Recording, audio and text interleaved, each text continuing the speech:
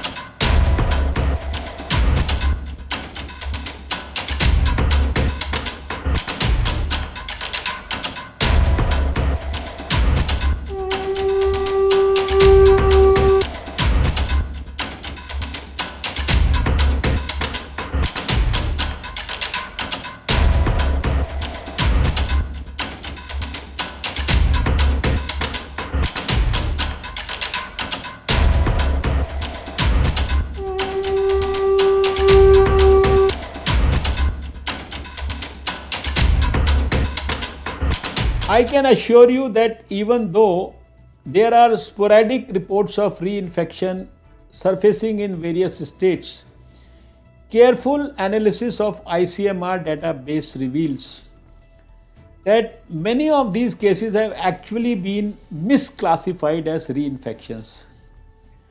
The clinical diagnosis of SARS-CoV-2 is mainly based on real-time RT-PCR, which also detects dead virus shed for prolonged and varying periods of time.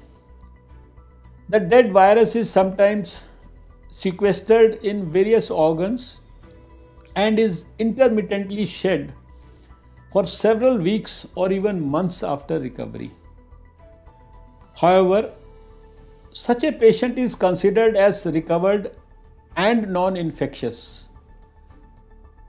Due to the inherent characteristic of the RT-PCR test to detect dead virus, intermittent periods of positivity after a negative test report may be documented.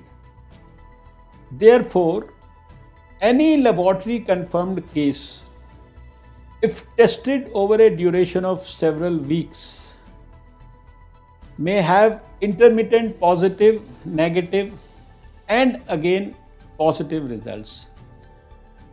Another possibility is that a person during his path of recovery and having a low viral load may have a resurgence of ongoing infection due to immunocompromised state or other secondary infections.